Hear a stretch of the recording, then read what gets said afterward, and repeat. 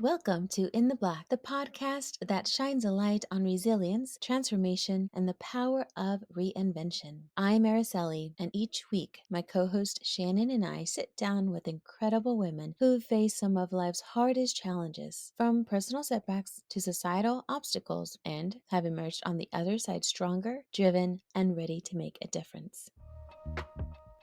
On In the Black, we celebrate these stories of strength and success, diving deep into the journeys of women who turned pain into purpose, adversity into action, and now dedicate themselves to making the world a better place in their own way. They're here to inspire, share hard-earned wisdom, and remind us all, no matter how dark things may seem, life is cyclical and dawn is coming. So whether you're looking for inspiration, motivation, or just a reminder that change is always possible, this is the podcast for you. Welcome to In the Black. Today, we are joined by Jaime, an inspiring woman who's truly embodied resilience and strength in both her personal and professional life. Jaime is a partner in a successful commercial construction company and the founder of the Amaryllis Project, a leadership advisory firm that empowers high achievers and business owners. But her journey hasn't been without its challenges. Jaime has navigated the heart-wrenching experience of recurrent miscarriage and struggled with anxiety and depression. But through it all, she has learned how to rise above the fear, transform her experiences, and turn her struggles into opportunities for growth and empowerment. In this conversation, Jaime will share how she has shifted from survival mode into a space of purpose, the tools that helped her overcome mental health challenges, and how she's using her story to inspire and uplift others. Get ready to hear a story of strength, resilience, and how you can turn your own struggles into something beautiful. Welcome to the podcast, Jaime. Hello, thanks for having me. Thank you for being here. So that was a fabulous introduction, and it sounds like you're doing a lot all the time. A woman in construction is interesting too, because that's maybe a little bit more common than it used to be, but still definitely not something that you see a lot of. So tell us about where you're at right now. Tell us about what you're doing, who you are, all the basic things for right this second in your life. Okay, well, yeah, the intro makes me sound, I think it's when any of us hear somebody introduce us, we're like, oh gosh, I don't know, is that me? I just feel like I sort of bumble around and do my best. I think that's what most of us do. Yeah, I'm a partner in a commercial construction company. I didn't think I'd be in construction at all. It just sort of happened with where I was in my life. I actually thought I was going to be a clinical psychologist many years ago, and ended up getting into sales. And looking back on it now, I didn't continue with grad school at the time because I was super burnt out. That's a larger conversation around perfectionism and how we can get into a pattern of striving after things that don't bring us meaning and joy and fulfillment. At any rate, I sort of decided I was going to be a responsible, successful, I'm using air quotes, human, got a real job in air quotes again. And I was good at it. And so, you kind of get seduced sometimes when you're a student and you start making money and being a, you know, successful person. And so I continued on that path and did all the things that women, I would say, in society are supposed to do, right? So you get a job, you're going to meet a partner, you're going to maybe settle down, have a family, all that kind of stuff. And my partner actually was in construction. And so, long story, kind of somewhat shorter, is we run the construction company together. And so we're business partners and parents and all of that kind of stuff, which makes it interesting. But the last number of years, actually, I've started really being intentional about how I want to spend my time. And I love leadership, and I really, really like working with people. And the psychology interest I've always had sort of started pulling me again. And so I decided, okay, I don't know where I'm exactly going, but I'm going to start taking my next best step forward. And so I've, did a coaching certification and been coaching. I've gone back and I'm in the middle of doing my master's right now in the psychology of leadership.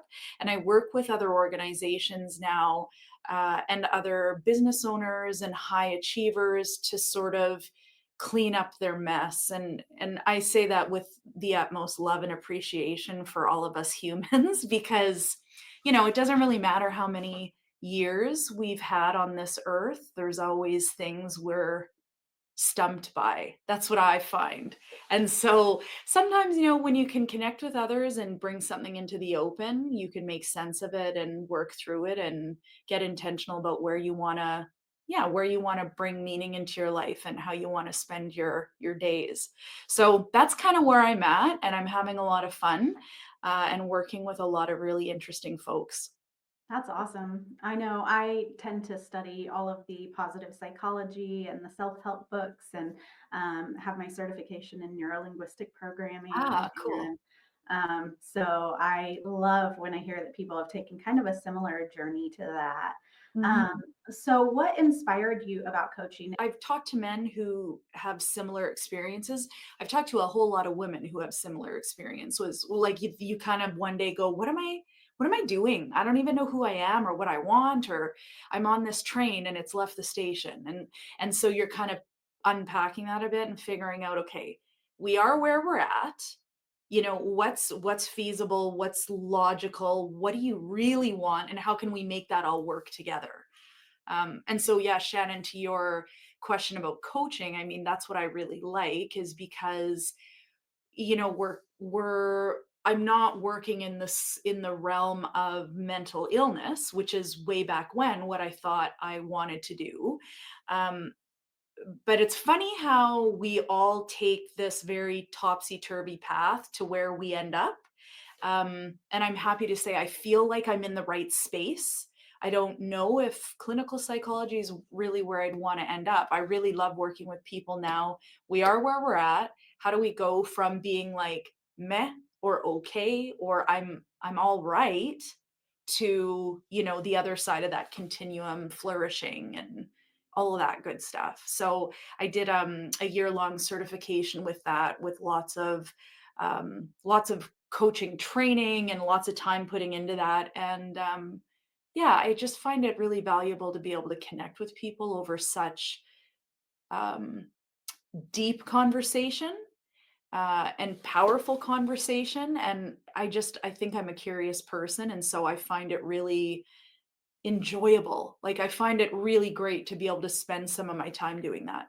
I love that. I am also, I'm sure Shannon is too. We're both curious, and I just love having deep conversations with people. And a lot of times, I've actually thought about that today. I just don't fit in. Like, people don't want to talk about deep conversations. They're just, okay, this is this, problem solve. Okay, move on. And I'm just like, but what about, how are you feeling about this moment right here? And where do you really want to see yourself? I'm just always so.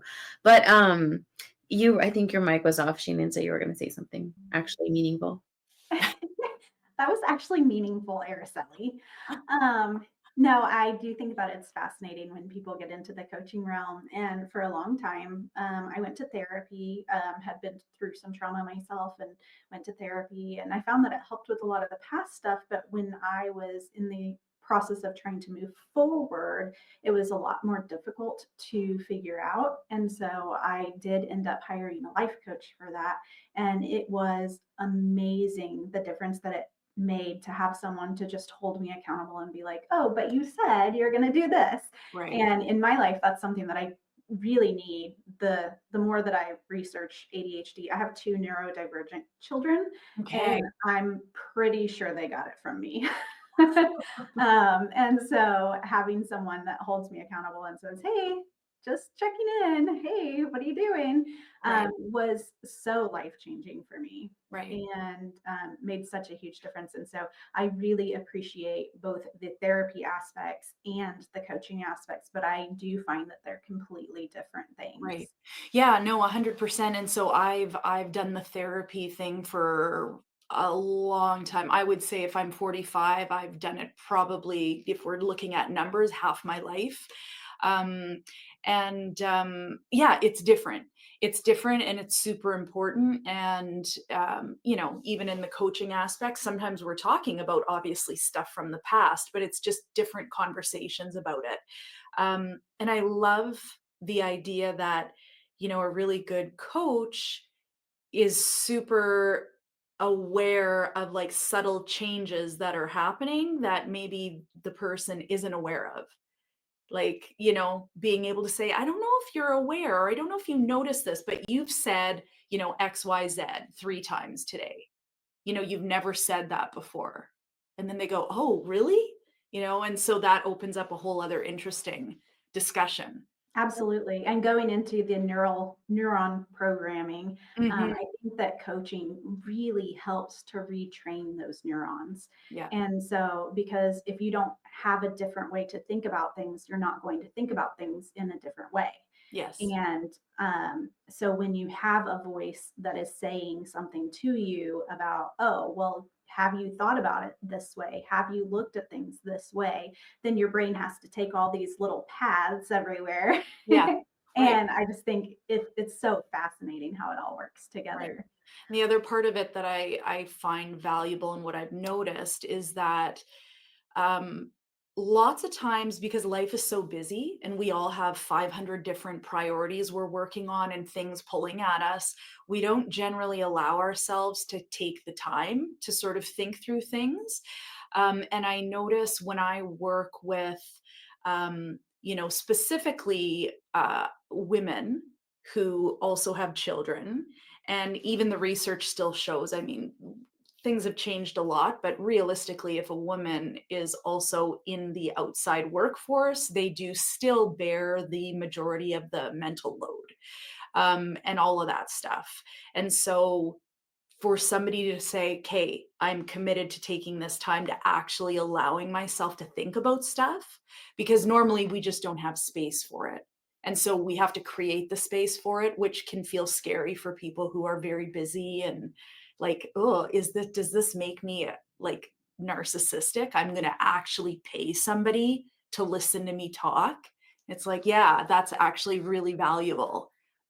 So I think it's important, and for people who have the means to hire somebody, it can be really transformational. So I would like to get into kind of your journey to get where you are now, some of the challenges that you faced, and kind of walk us through how those challenges impacted you in your life, in your emotions, in your relationships, those kind of things. Right. Okay. I would say that one of the earliest experiences that still stays with me today and definitely has impacted what I find meaning in and what's important to me is, in elementary school and middle school, I was pretty lonely and alone. I didn't really have friends. And, um, I there was some kind of alcoholism in the house, financial stress in the house growing up. And so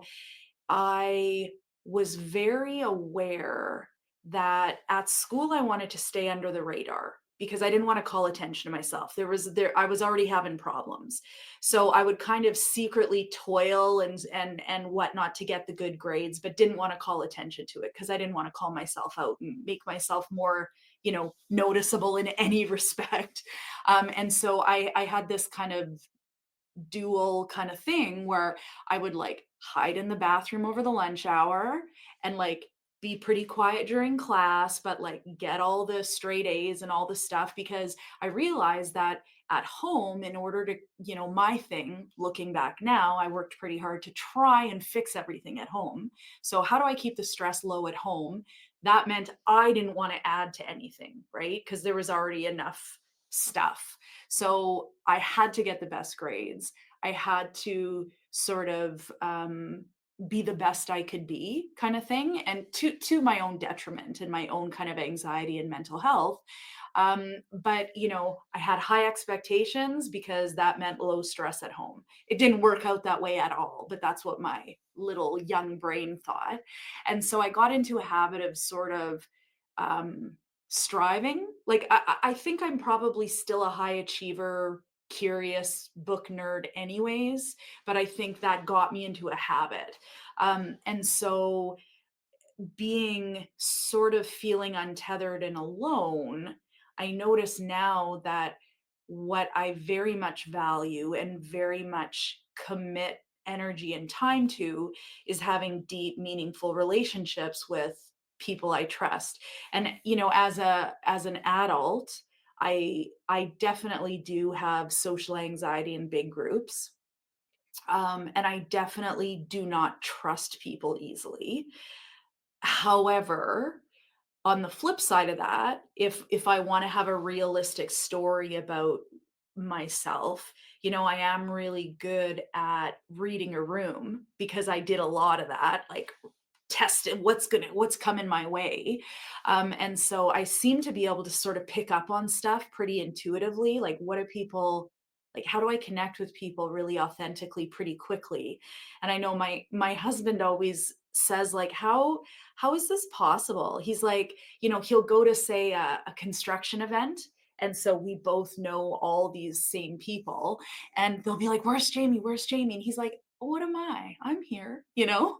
And he's like, "I don't know how you do it. You just seem to, like, make friends wherever you go. People like you, blah, blah, blah." And I don't know. I think it's because I just have a sixth sense or something. I never would have said that a number of years ago, but various people have said things like that to me over the years. I sort of now believe it to be true. Um, but I think that's why I really enjoy the conversations I have with people now, is because they're actually meaningful conversations where you feel like you know somebody, and you know who they are as people, and it's not surface level stuff. So I'm the one who tends to not love small talk, and I'm the one who's always asking sort of weird questions to people. That's you too? Yeah. So, I just nothing feels worse than feeling alone. And I take that with me, I think, every day. And so that really influences how I show up. Um, and I'm part of entrepreneurs organization, and I remember a few years ago we were out of town at an EO event, and there was another EO member from a different city or something, and he was kind of by himself. And it was later in the evening. Some people were dancing, some people were like standing around at bar tables talking and stuff, and he was by himself. And I remember I said, "Hey, what's your name? Why don't you come join us?"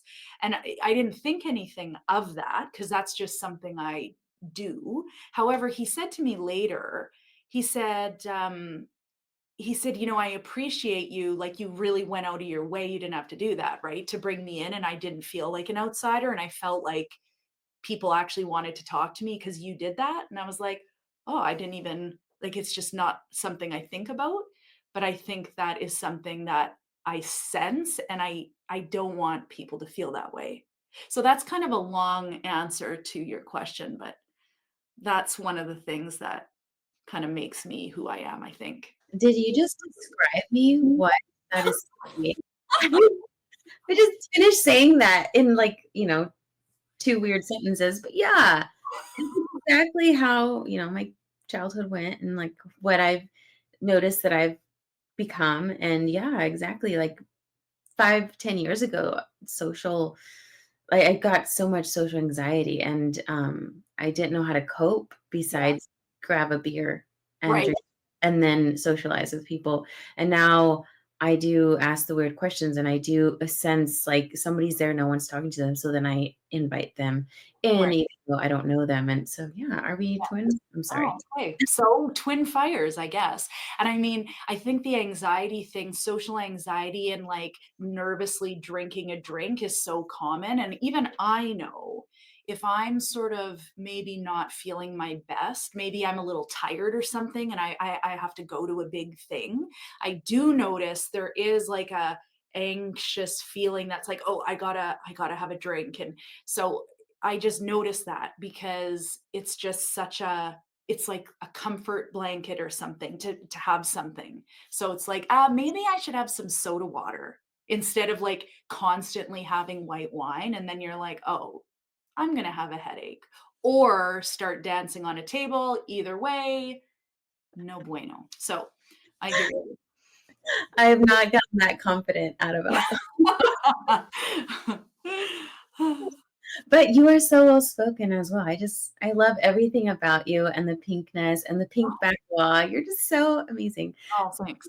Side I'm the note, one pink office in our construction company, so I love my husband's in construction too, oh, commercial. cool.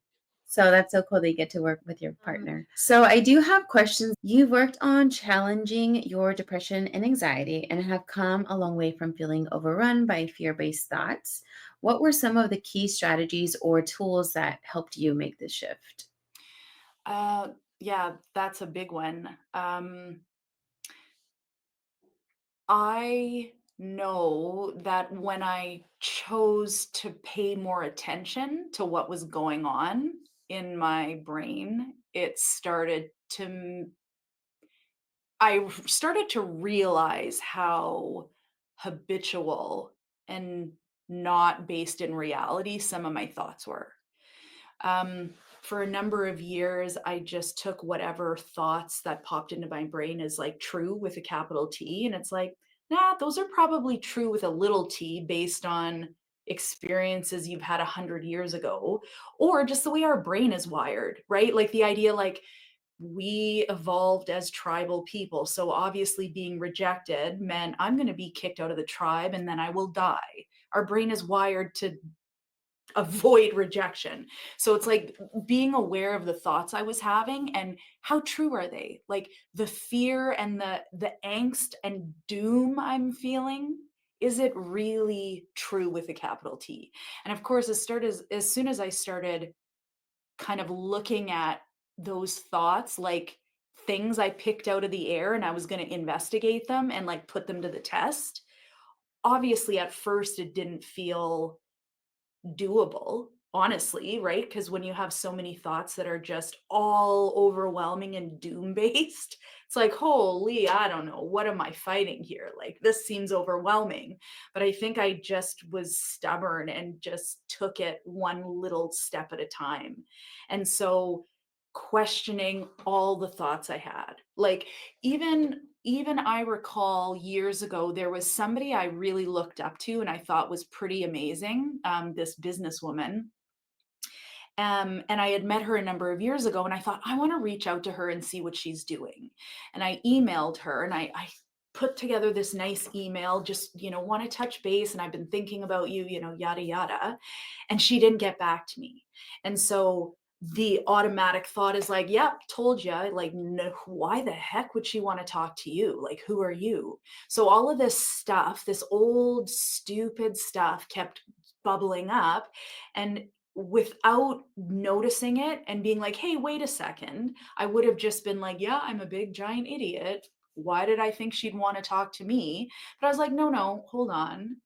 There's actually no evidence that she's dissing you at all. And so I fought the urge to like turtle in and be like, poor me. And I actually reached out to her again. And, anyways, it turns out to be a lovely friendship. And she's like, I totally missed your email. Oh my gosh. And it's just these, like, that's a silly, like, simple example. But I find that when I sort of push myself to really investigate my thoughts, what comes out of it is nothing as horribly frightening as the initial sort of feeling. And I had lots of thoughts that were just habits from 100 years ago, and none of them were actually accurate. So I really was intentional about that, and some people like writing them down. I did a little bit.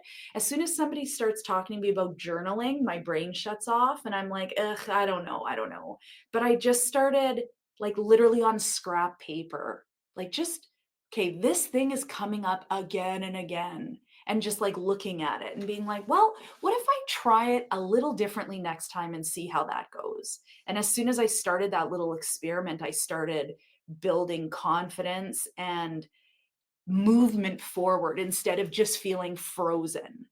Because I was just like frozen, frozen. I just didn't want to push out of my comfort zone at all. And and I got to a place of feeling blah. And that didn't help, my depression and anxiety either. So I sort of was like, it's which way am I going here? Like what I'm doing is not feeling good. Um, and I've always been on medication and I've been in and out of um, therapy and I've been in and out of psychiatry offices. And I think I've tried so many cocktails of things. Um, and what I do say is for anybody listening who is like, the things we choose to think differently, like, that's not really gonna make a difference, and it does. It does. So, I think all of it together is what's required. So the process that you're describing is neuro-linguistic programming, Mm, like to a T. You yeah, go through and you monitor your thoughts, and then you start writing down your thoughts, and then you start reframing them a little at a time. right, And it's amazing that you were able to go through that and that you're seeing the results now because it is a combination of everything. right. And I think a lot of people think, oh, well, I'm on medication now, so I shouldn't be feeling this way. Yes, But if those neural pathways are still active in your brain, then you're not going to be able to change that feeling because your feelings and your thoughts are so interconnected. right, and the And idea that whatever is your habit, those are the neural pathways that are strongest and quickest, and so to Mhm. realize just because this is the thought that comes so fast, it doesn't mean it's based in anything truthful at all. It's just because that's the easiest one, like a path mode in a field. Like, Yeah. it's just that's where it goes. So I also like what you were saying too about, okay, so I'm on medication now. Why am oh, this isn't working, right? I'm still having these thoughts. And that I was there at one point too. I had sort of given up all of my own agency, being like, okay, well, the doctor in the white coat, gave me this stuff. And so I guess this is it. This is as good as it's gonna get. And it wasn't all that good, by the way. Um, and I don't know what happened. I think I was like, "This cannot be it." And I think that feeling of just like, "I cannot settle for this because this cannot be the best that it's gonna be." And I just noticed a real difference, and I'll probably still always be on medication, but, the small, tiny things that I started doing made a real impact. I just wanna encourage anybody listening to sort of revisit those small little things we can do because they do matter. Were you when you met your husband, did he know this? Was it something that Oh, shared? I hid it, hid it, hid it. No, no one could know. That meant something was wrong with me, right? Um, so yeah, that wasn't something I talked about openly at all. I just kind of struggled silently on my own, which, like, again, in retrospect, I'm so happy people are talking about things more these days. Yeah, it was again, that was like a period of time where I did feel kind of alone again, even though I wasn't alone, right?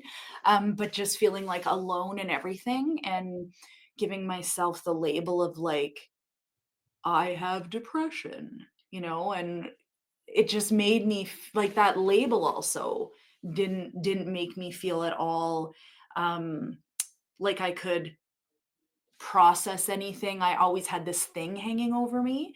Um, and there's some research out there, like, I love the idea of, like, a health continuum, like, you can still have mental illness and be flourishing. Um, and of course, the researcher's name has escaped me. I hope it comes to me while we're still talking. But that research also got me thinking about, like, hey, this thing, it's not like I'm healthy or I'm sick. Like, you can actually, you can, just like you can be kind and you can be, have candor. It's like starting to think about things differently. And so reframing even what the diagnosis meant, and coupled with the changes I was seeing from my own kind of thought work, um, sort of spurred me on to keep going, I think. And, so now, like, my kids know I'm on medication, and we talk about, like, we kind of make a joke about it, like, when the holiday season comes, and all anytime it's a busy time of year, right, there's so much stress and anxiety.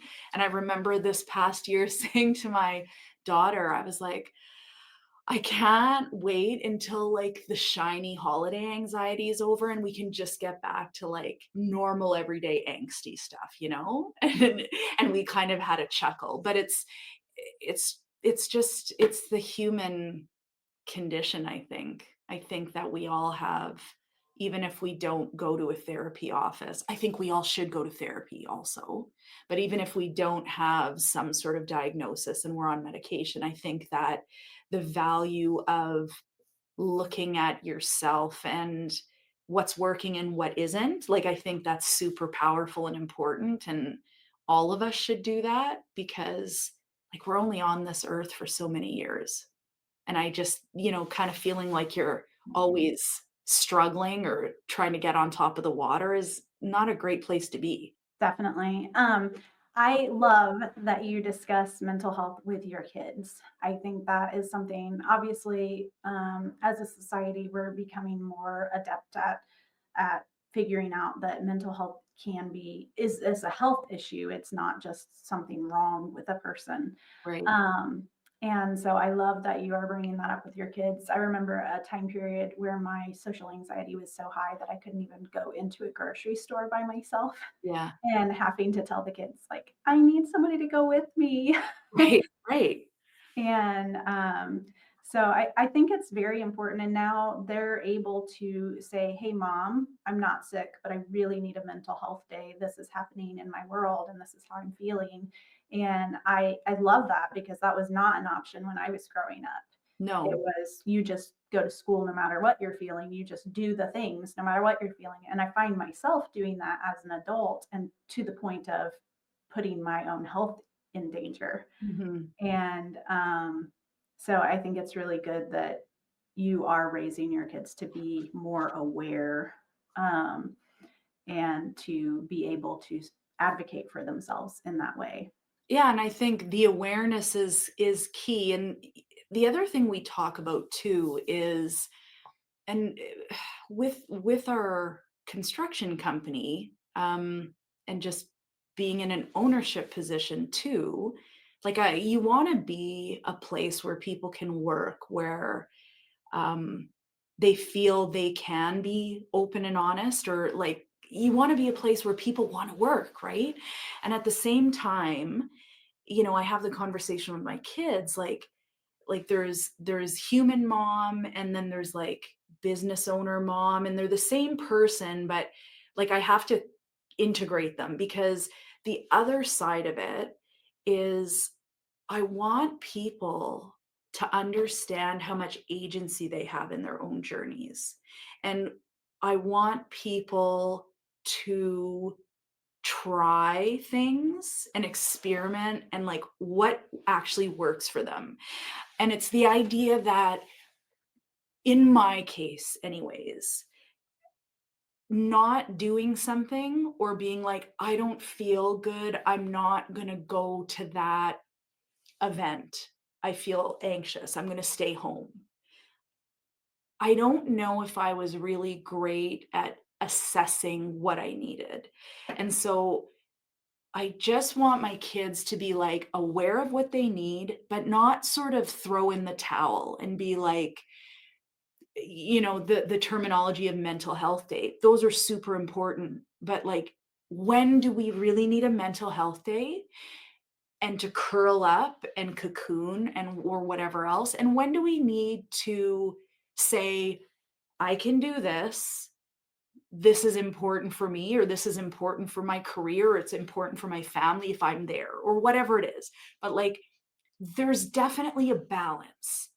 And the resiliency skills, I think what I'm noticing is that there's like a lack sometimes of resiliency skills. And so I want to keep the resiliency conversation going also, because there's a difference between being like, this is what I need, and I'm going to protect myself and my energy and all that, or, okay, I'm going to have to put on my, for lack of better terminology, like big girl pants here.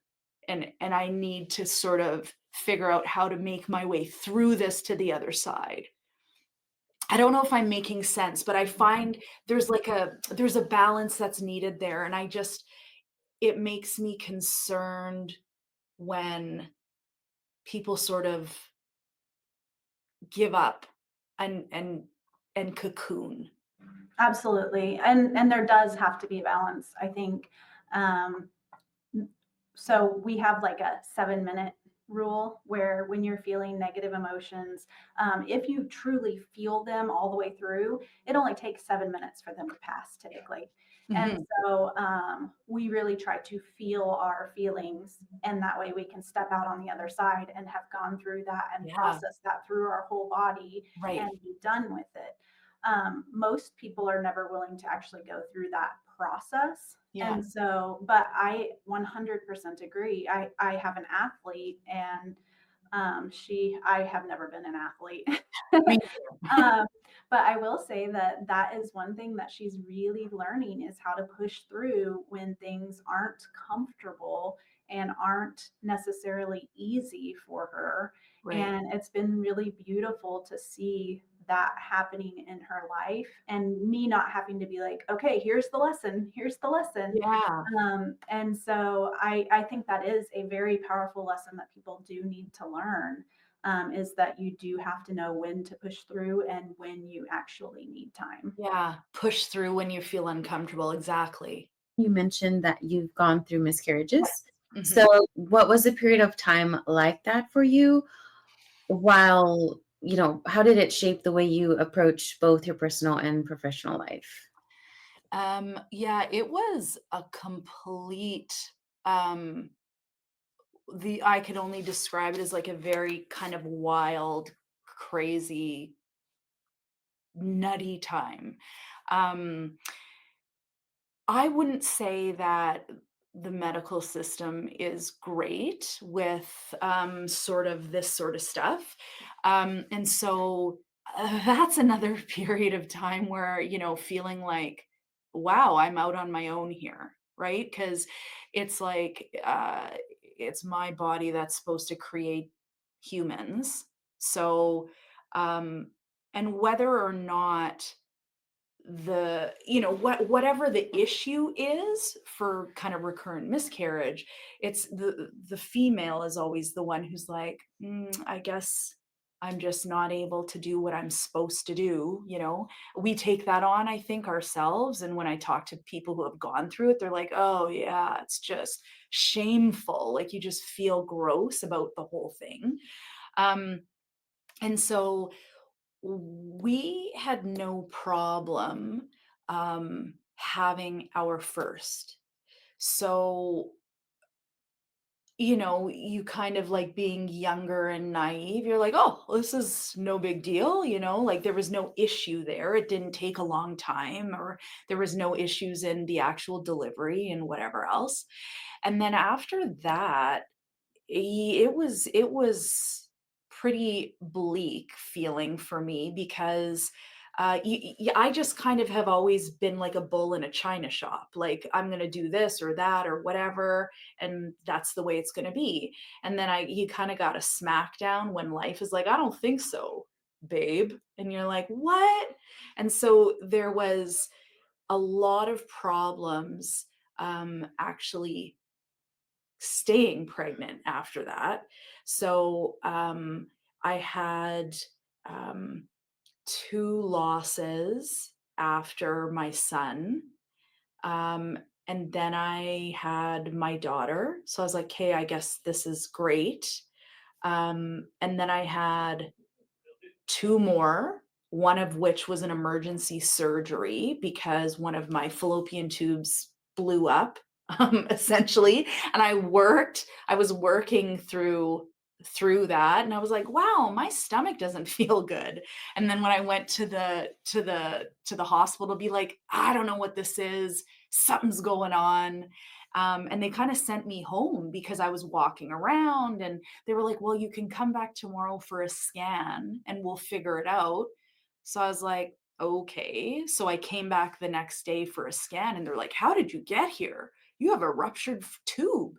And I was like, I drove here, yo. You told me to go home yesterday. And so it was just like nutty and wild. And they're like, how are you functioning? I was like, I don't know. I'm Ukrainian. We work through everything. I'm not sure. Um, but yeah, so I had to leave my car at the hospital. They took me by ambulance to a different hospital to have the surgery. And I'm calling my husband. And I was like, you have to get somebody to watch our son because I can't come home. I can't even drive my car, apparently. And so it was just all nuts. And so after that, I was like, well, I only got one tube now. So probably this is going to be a bit dicey. But I'm stubborn. And so, yeah, we ended up having our third. And then after that, because I'm so stubborn, you gals, I don't know why I'm like this, but I was like, nah, our kids are great. I mean, they're really annoying, but they're great. And we should just try for one more. I come from a family of three. So I was like, I'm having three for sure. I had this big dumb idea. And, so I was pregnant a last time. And I ended up having a late loss, I guess they call it. So it was like in the second trimester. Um, and that was a mind freak because I ended up kind of having like a tiny little baby in a hospital bathroom, actually. And then, my husband and I talked, and he was like, we're not taking any chances because, like, seriously, you were hemorrhaging in the hospital waiting room. So let's consider ourselves good. And I was like, yeah, you're probably right. Like, I'm pushing my luck here. And to be honest, that whole process, anybody who has any sort of fertility issues, right? It's that whole like every month, like, what's your cycle? And am I spotting? Oh my gosh, how many weeks am I? Like, just that living in that worry and that stress really took a toll on me. Uh, but I was too stubborn to see it at the time. And yeah, there was a lot of crying and a lot of stress, a lot of in between all of those losses and stuff, there was lots of drinking red wine. Um, and I'm very blessed to have the family I have.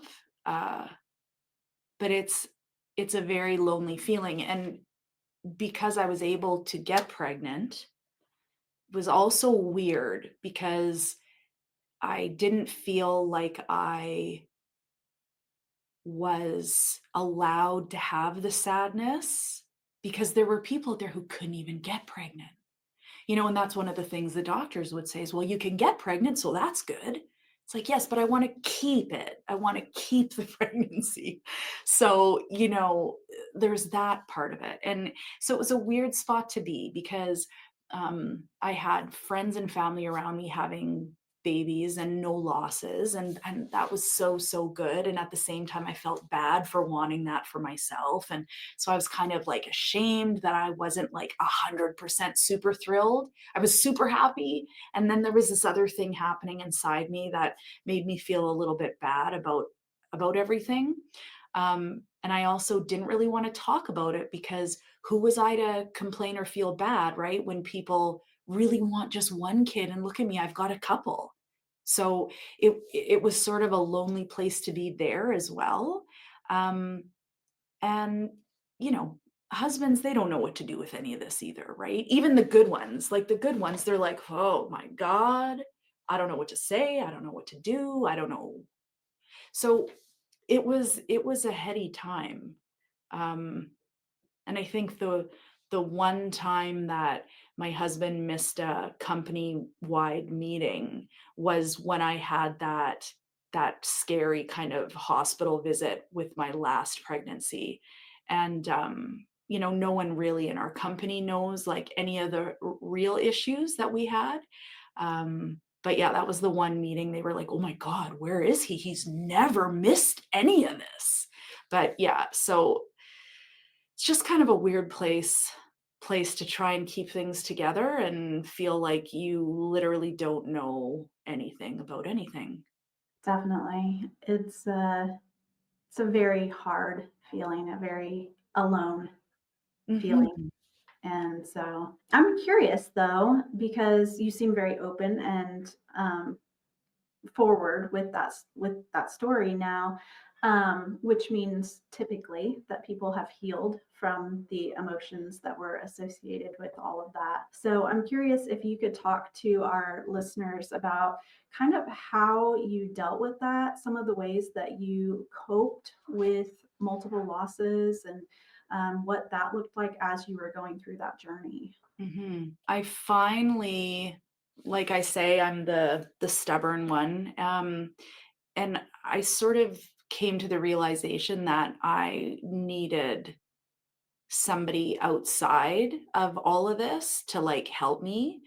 And so that was one of the times where I, like, jumped into therapy, like, big time, because I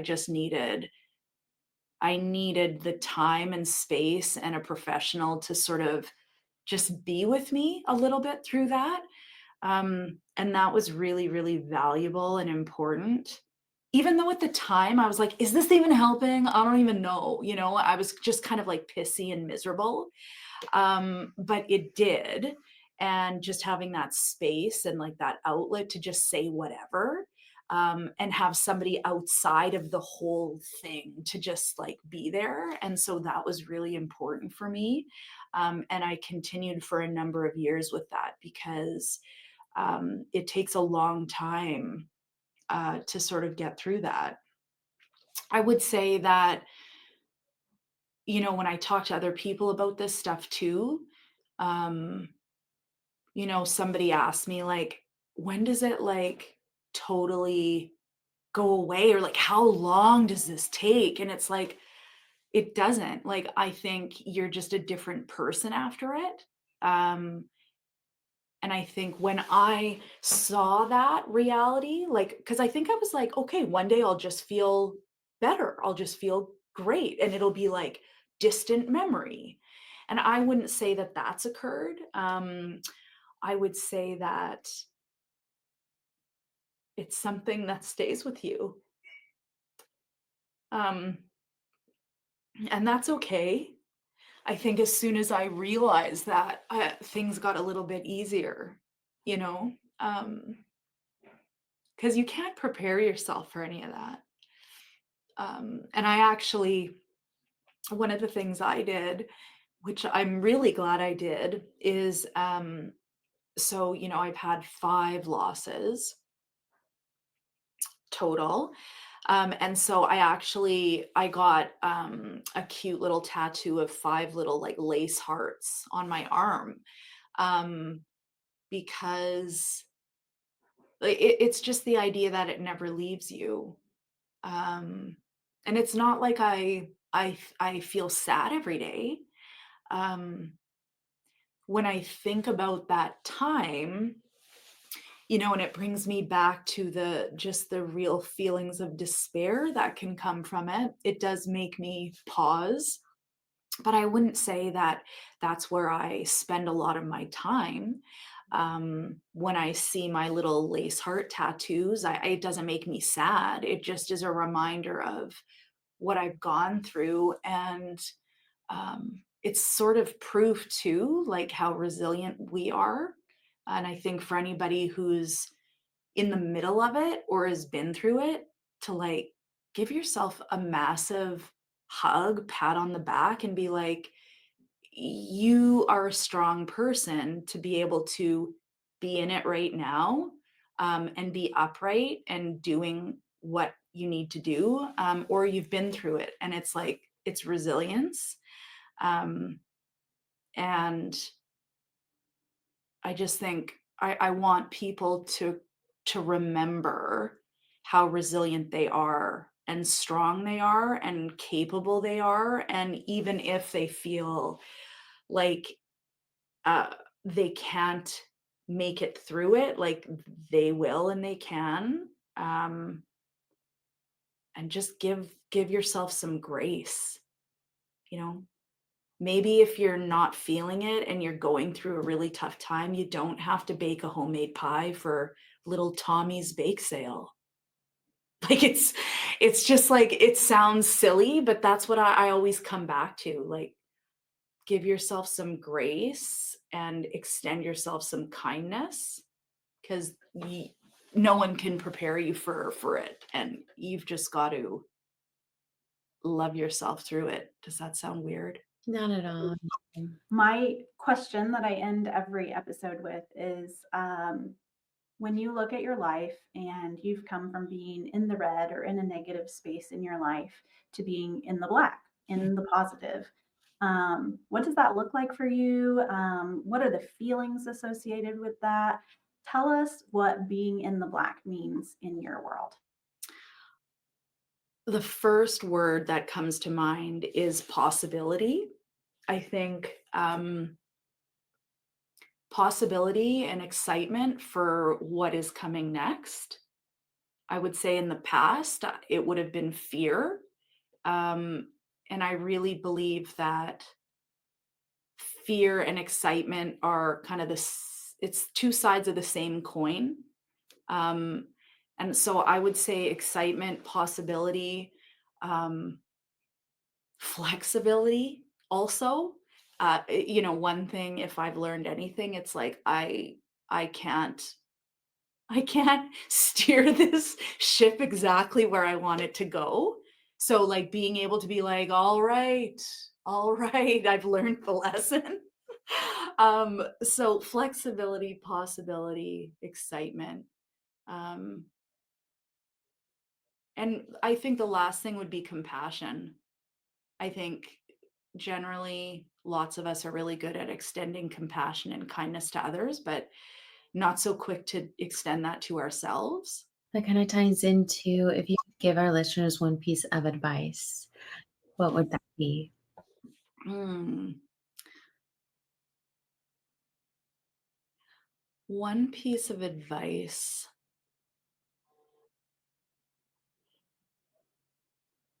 Something that I'm just I'm just going to be speaking to a business group actually with this sort of concept as the main theme. Um, and I would say that my advice is to consider your choices. We By not doing something, we're making a choice. So considering our choices and like what we really want to be doing with our time. So it would be consider your choices because there's always more choices than we think we have, even if it's just something as simple as I choose to say, F it. I'm not worrying about that today. And that's perfectly reasonable. Love it. And where can our listeners find you? You can find me. My website is www.theamaryllisproject.com. And you can also find me on LinkedIn, and I'm on Instagram. But you'll get a sense of kind of what my work is and who I am at my website. And as a side note, the reason why it's Amaryllis is because I think that just like if anyone knows about the amaryllis flower, it grows out of a bulb. You just put it on your counter and it grows into this beautiful thing. And I kind of think that's like what we're like.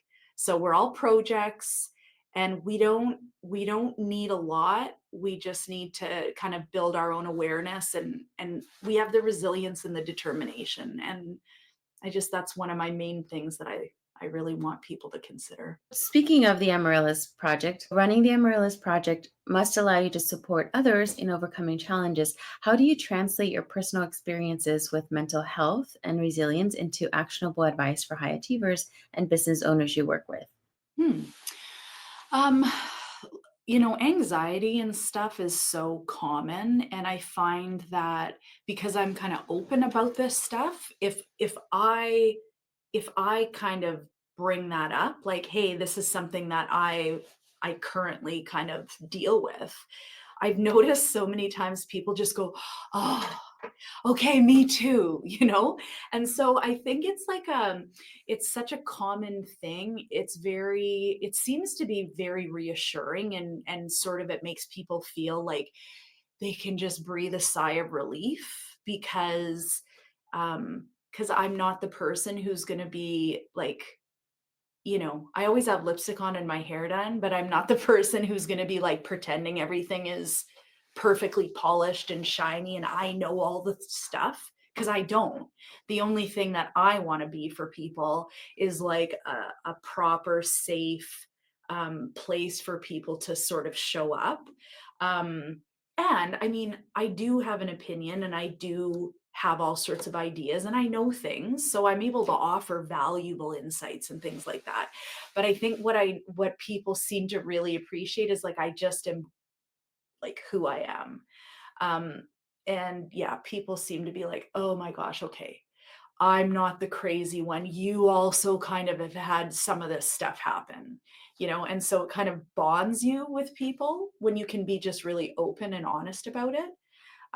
But all my stuff, when I talk to people, we might have like a common kind of connection through some of that. But realistically, I like to bring people kind of what are some of the things that we can do that literally are backed by research, right? That feel appropriate.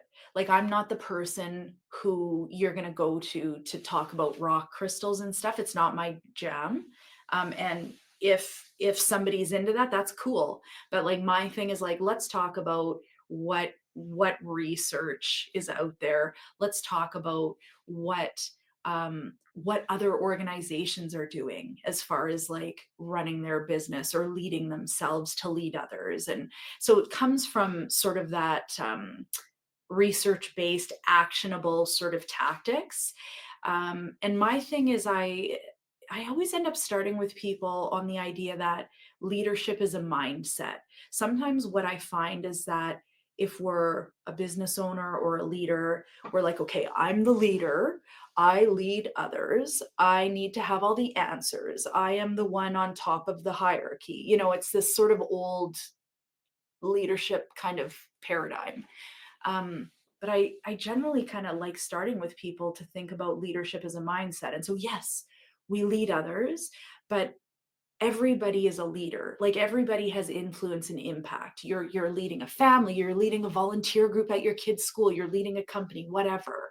But the first thing we have to do is be able to lead ourselves in order to actually be able to lead others. And so lots of times there's certain bits of, emotional intelligence that we need to sort of get better at. Like for instance, the idea we all have triggers. So how do we connect with people better when we can understand our own like mess? I just keep coming back to the mess word. None of us have all the answers, and because everything is changing around us so quickly, and we change and evolve and grow as people, there's like always work to do. And I don't feel that is overwhelming. I kind of feel that's like again back to that idea of like exciting, like possibility, because we always have somewhere to go, grow to. It's sort of it's exciting to think about. So I don't think any of us ever just arrive and go, well, this is it for me. I've figured everything out. So, you know, it's a lot of kind of self work and then coupled with some of the best practices out there in like organizational leadership as far as working with others. Because I do a lot of work with teams and leadership groups.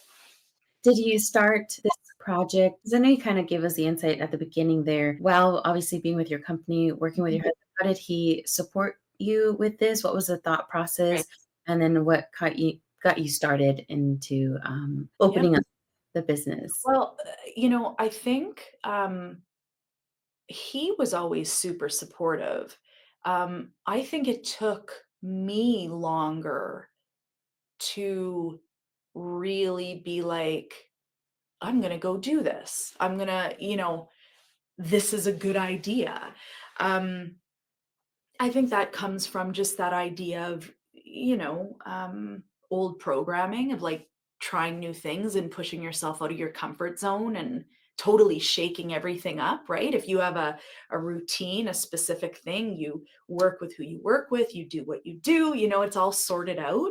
And so to sort of mess everything up and try something totally new, it felt a little bit like, oh, should I do this? Can I do this? Um, so I think in my case, I just committed to taking like the next best step. Like what direction would that be? And I'm going to take right now one next best step. I don't know where the end game is. Um, and I think that kept me moving forward. Um, Sometimes it's very comforting to know the whole path, but I just think through my experiences, I've sort of just been like, I'm never going to know the whole path. So, what's the direction I want to go? And so that's when I was like, well, not too scary of a thing is I'm gonna like look into like coaching and stuff. I think that's the direction. And then, you know, positive psychology, I did certification in. And I do work with Gallup, Clifton Strengths. And I just kept taking like next best steps. And it felt, even though it felt new, it felt I was going in the right direction. Like I was kind of always assessing yes, this is right. Okay. And I kept moving. Um, and so, you know, and I also had lots of people in my network who would always like I'd kind of be like, "Yeah, so I'm kind of trying this thing out." And they'd be like, "Oh my gosh, really? That's great. It's about time." You know, stuff like that. And I'd be like, "Oh, okay." So I was kind of like, you know, sussing things out and it just kind of felt right. And I just kept moving. And so it kind of sort of evolved that way. And then, you know, people were like, "Oh, hey, I heard you're doing this stuff. How's this going? You want to come actually work with my team, or you want to talk to so and so, or can I bring you in?" And it just sort of went like that. And I went, "Okay, so I'm gonna do a website. I'm gonna do the whole thing and like start a thing for real." So it sort of went that way. And it didn't feel as scary, and I didn't have all the answers right away, and that was perfectly okay. When I was starting my business, people were like, I don't know, the what's it called? The pitch, I guess, of what I do. And I was just like, I don't know. I just help.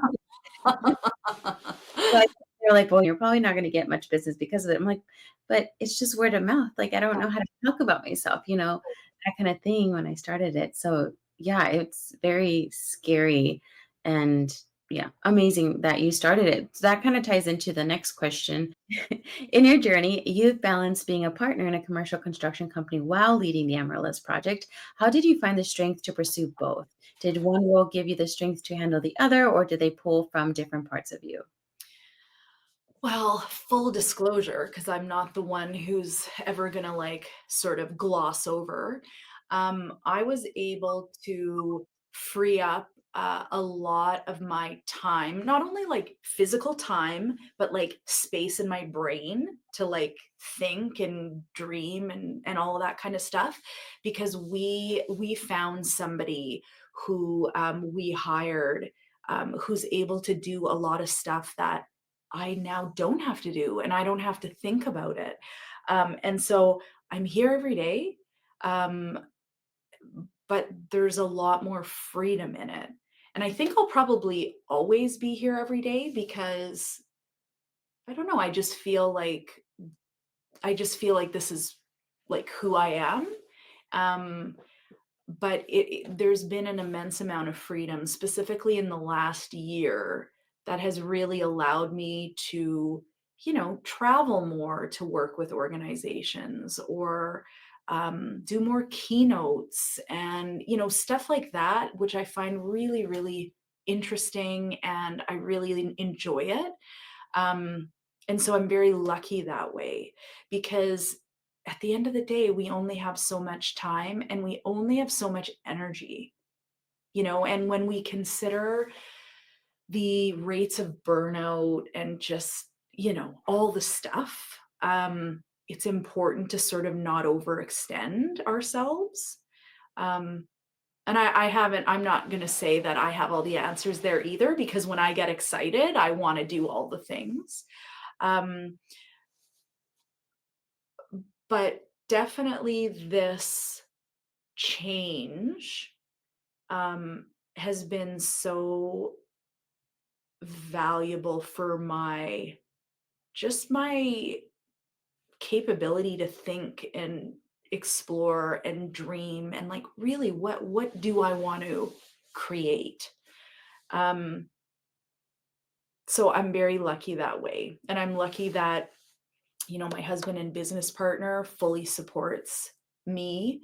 Um, and, when he takes the dog for an early morning walk and then he comes up to shower, he brings me a cup of coffee. So, it's stuff like that I feel really grateful for. Um, but yeah, I don't know if I answered your question. I was just having a moment of like gratefulness. As we all should have, right? I had a person be like, "But you've accomplished so much, like, you should be proud." I'm like, "I know, but it's always, like, the perfectionism that you were saying earlier, but, I have to do this or I have to do that, and, like, that was not good enough, so I have to, like, get better Yeah. at it," and it's like, just sit back and admire, what you have built, but I feel like it's hard to allow ourselves or give ourselves the permission to do that. Oh, big time. Big Mhm. time. And perfectionism um, is something that, like, definitely I'm a perfectionist for sure. One of the really interesting things about perfectionism is I've sort of started to think about it a lot differently. So I would have said, years ago, I'm a recovering perfectionist, right? Um, what a clever title. But I I don't think it's anything we have to recover from. Like, I don't think it's a label that we need to be like, how come I always want to do more? How come I'm never happy? How come all this stuff? Because that's where I was, like I should be happy. Why aren't I happy? And it's not. I was tired of feeling bad about that, and I was like, "Hold on one second. Like, let's just look at what's going on here." And it's this idea about, my last piece of advice that I mentioned is like, think of your choices. And that's what I feel is really important for people who would say they're perfectionists, is like, we're making choices, and are the choices we're making benefiting us or not? And so if I think of perfectionism, okay, when I reread that email 50 times before I send it off, is this actually important and valuable work I'm doing? Or am I just making myself nuts? When I decide I need to bake the homemade pie for little Timmy's bake sale and I'm up until midnight, like, really?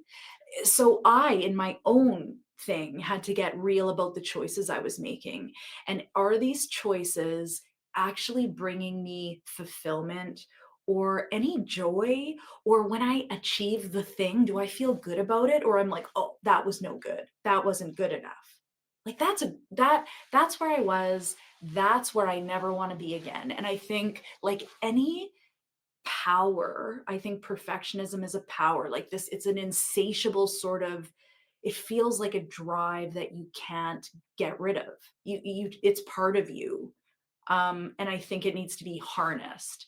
And even the research talks about the fact that there's maladaptive and adaptive perfectionism, and how you harness it and how you are with it is going to be directly related to how much depression and anxiety shows up because, maladaptive perfectionism is very highly correlated with depression and anxiety. And I think it's so fun to think that there's always something I can do that's better. Like that to me is so exciting to think about. Whereas before, that maybe would have felt super heavy and overwhelming and fearful. Like, I'm never going to be good enough. It's just, it's exciting to think that there's always some way I can grow and get better or be a little bit greater than I was yesterday. Like, I like that. And I'm probably gonna be one of those weird people that is like, 80 years old in a pink bikini on a beach, reading the latest business book, or you know what I mean? I'm just gonna be that one wearing probably a sequined kimono, something weird like that. But I just, it's choices. It's choices. I just got tired of making choices that didn't feel good. And they were on paper, like they were the right choices. I was making good choices, but it didn't feel good. And I was sort of tired of feeling um, meh when I would achieve the thing. And I'd be like, why doesn't this feel good? So that's when I really started looking into that research and deciding, okay, maybe it's time for some self compassion. Maybe it's time to get real about what I'm working towards and what I really want. Because, yeah, I got stuck in a cycle of just like hustling for the sake of, I don't know, the idea of keeping up with the Joneses or whatever. Absolutely. What has been one of the most rewarding aspects of helping others push through their own challenges and come out stronger on the other side? Mm.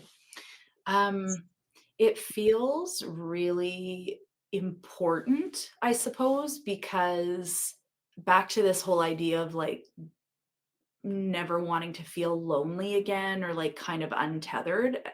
There's nothing that feels better than being part of a thing where somebody does something, right? That they're like, oh, I didn't think I could do that, or I've been working on this and look at I did it, and if you're a part of that, like I just find that energy and those feelings are contagious. It just feels really good.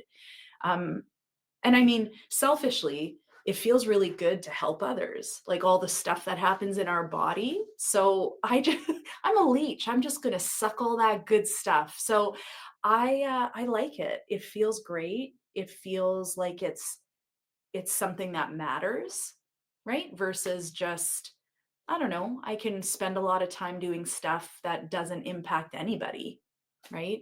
But that feels like it impacted somebody positively. Um, so I feel like it's a good way to to give my time in that way because I get to reap the rewards. And it's so nice kind of circling back to what you wanted to do at the very beginning when you were younger. Right. Oh, you're coming full circle into being able to do that. Yeah. Yeah, for sure. So, having come so far in your journey, where do you see yourself and the Amaryllis Project in the next few years? What's Hmm. your vision for continuing to help others grow and find empowerment? That is a great question. I've been doing more keynote speaking. I'd like to build that side of my work. I actually just recently joined the Canadian Association of Professional Speakers, which has been really cool. And I see myself spending more time there. The other thing that has always been kind of in the back of my mind is doing like a group program. Um, Maybe I kind of keep thinking about, working with a group of entrepreneurial women, or, corporate high achieving female executives or something like that. So that's something that's kind of simmering. But I definitely want to do more keynote speaking. I I like the mix of some one-on-one stuff and some group work because I find that the conversations that come from that stuff can really be valuable in sort of fueling and giving ideas and building thoughts around like what would I say as a keynote, right? Like to put a bunch of people in a room to listen to me, what is the message? I There's so much value from other people and the experiences that come from the connections there. Like I do want to have a mix. Um, and I think I just want to spend some time over the next couple of years making sure I'm kind of with my kids a little bit too. So sort of keeping the balance, and not just being like, yeah, I'll do that. Yeah, I'll do that. I'll travel there. I'll do this. And then, yeah, because the kids, they're at, what are they? They're 18, 15, and 13. So, they're kind of at fun ages where they're weird humans. And so we've had some funny conversations, and I want to make sure I don't miss out on some of that good stuff. But yeah, so doesn't sound super exciting, but that's what I'm looking forward to. So, to wrap up, Jamie, what would you say is the most important lesson you've learned about resilience, and how do you carry that forward every day? Hmm. I used to think that I sort of used to think, wow, I guess people are just resilient or they're not. And because I'm a fairly, I would say, sensitive person, I'm an empathetic person, and what people would say sensitive is. I was like, well, I'm probably not that resilient because stuff gets to me or stuff impacts me or stuff affects me, maybe easier than some other people. Um, Now I understand that, you know, being resilient is also a choice. And so I think when obstacles kind of come up now, I really encourage myself and sort of remind myself to be like, okay, hang on, like before you know, the waterworks start or whatever, like why is this happening? Like what is the purpose of this? And the idea that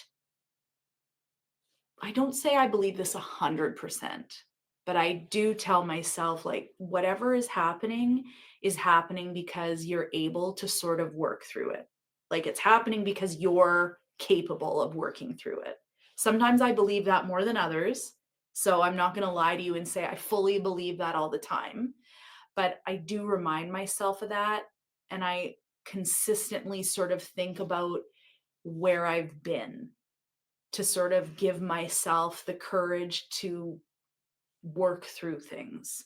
I think that, like what we were talking about earlier, is the importance of building resilience, and the idea also that I've accepted the fact that I can't steer everything the exact way I want it. So I sort of am training myself to be like, okay, here's one of those crazy situations that I was hoping wouldn't happen, but yet here it is. And what have I done in the past that I can draw on to move forward? It's a lot of it's a lot of conversation in my brain usually. Um, but sometimes I need to remind myself of like where my strengths lie. Because sometimes I do still have a knee-jerk reaction of like, oh, this is too much for me. Um, and I just really I wanna remind myself to keep moving forward. I just don't wanna be stuck in sort of freeze mode. Because I think I said, a while like earlier when we were chatting, that's kinda where I resided for a number of years. And I don't wanna be back there again. So moving forward is where I wanna stay. I am the same way. I feel like everything you just have said on this whole time together. I mean, yeah, I am always having a conversation with myself. It's like never nonstop. Like Right.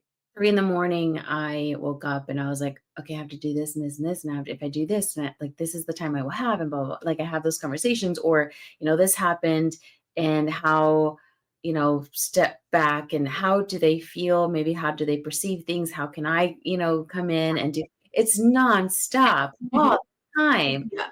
And I just want to just shh and Mhm. just be normal like my husband. He just, does the thing and moves on. And me, I like spend, 5 hours Right. or days and days worth on the same thing. So So have you figured out how to make your like, how do you introduce that "shh" time? Is there a thing that brings you to that space every now and again? I usually just try to open the Bible and read, what the app it has, a thing to it, and then I try to apply it to my life. I try to spend a few moments with God because in the past, I'm a yoga teacher, so I've done that. I've done meditation, different techniques, and there's nothing just better for me than just silence and trying to find that silence Mhm, while sitting with God and trying to be, talk with him mhm. and have this relationship. And a lot of times it happens in bodies of water. So the lake or Yeah, ocean or outside in nature, but with rivers, something like that, that always kind of grounds me and brings me back, yeah, which is not something that you can have every minute of the day. So no. my brain's going and going and Yeah, going. right. As My long as you have that sometimes, right, to offset the busy brain, that's Yeah, and I'm okay. always trying to improve myself as well, and then I have these little rings that I found very useful. Um, Okay. we had a guest before that she was neurodivergent, and she coaches people with that, and I learned about, stemming. Mhm. I don't know if you watch some shows that they portrayed where girls, like, will tear hairs, like, chunks. Oh, that, okay. I had no idea that was stemming, but I don't do that, and I've noticed girls that bite Yep, and bleed, and I knew some of them in high school that did that, and I I was a nail biter. nail biter, yeah. Yeah, I've met people with that too, and so I've noticed, recently that ever since I bought these, 30-cent rings, that I just spin them, and I've been learning Oh, saying you can do other things, and I already do, tap and things like that, nothing worked, and then I've noticed, I'm like, "Oh, I have not been doing that for a right, while." And if right. I don't have these on, I do that. Interesting. So see, it's like the idea that different things work for different people. Mhm. So, even in my case, when I even think about how when I was working on like changing thoughts to something more positive, the initial attempt or like the initial kind of way I tried it didn't work and I kind of gave up on it. And it's the idea like even with your rings, if you were like, well, I do tapping, I do this, like I don't know, I guess it doesn't work, but it's like no, it was just the rings. That's the one that works. Yes. And so it's like yeah, that investigation piece. Like there's so many things we can try, but it can be tiring, right? When you're trying to fix something and you're like, I've tried everything, to stay optimistic or interested in trying yet another technique. Yeah. Yeah. Investigating that word, I think that's me, like, curious, you said earlier on, yeah, like, I'm constantly like, how can I be better, or how can this be better, or how can I do this great? Which is great because I don't wanna be one of those people who are just like, "Oh, that's just who they are." Hmm. And, they never change, and it's you just don't wanna be around those people, or there's, that thing that you don't like about them, and I'm like, "No, I want people to tell me and feel comfortable, and, like, I want to continue to get better. I don't wanna be around the people who are just stagnant and Yeah. always not wanting to be better." Right. So, I'm very big into communicating and open communication, speaking my feelings and truth, and a lot of people can't handle that. Hmm. Hmm. People, they're just like they take it anyways, just going down a different rabbit hole. So, what it sounds like you do, just for my clarification, maybe for the listeners, I'm sure there's gonna be parts of this that I take out, but, it sounds like you maybe don't necessarily do one-on-one, you do more corporate, or are you wanting to lean more into corporate? Or bigger groups Yeah, oftentimes. I do one-on-one, and I still enjoy that. I think, it's having the right balance of it. So I kind of I get enjoyment out of the one-on-one stuff, but I also really value kind of the organizational team kind of work I do. And so, yeah, I do both. And it just is a matter of like anything, finding the right fit. So just like going to therapy, right? I've been to therapists where I was like, fine, but just not the right one for me. And that's the same thing with finding a coach or somebody to come work with your team. So yeah, like if you don't appreciate pink, maybe I'm not your gal. Are you wanting to expand your office to have others work with you and to That's make something, yeah, that's something that I've been asked. Um, I wouldn't say no. Like I wouldn't say right off the hop, no, I'm not interested. I don't know. I think it would probably have to kind of happen organically. Like I don't think it's like the goal I'm working on right now, but never say never. well said. Well, I love that so much. Thank you so much for being on our podcast today. I have thoroughly enjoyed this, even though it felt like we did not have enough time. Thank you so much. Thank you for joining us on today's episode of In the Black. I hope today's story left you feeling inspired and reminded of the incredible strength that lies in each of us. Our guest today has taken her toughest challenges and transformed them into something beautiful, reminding us all that even in the darkest moments, there's always a way to find light in the world. if you enjoyed today's conversation, make sure to subscribe and share In the Black with another woman who could use a little encouragement. Together, we're building a community of passion, purpose, and power. Until next time, stay strong, stay inspired, and remember, your story matters. Your choices change things, and being your most authentic self can and will change the world around you.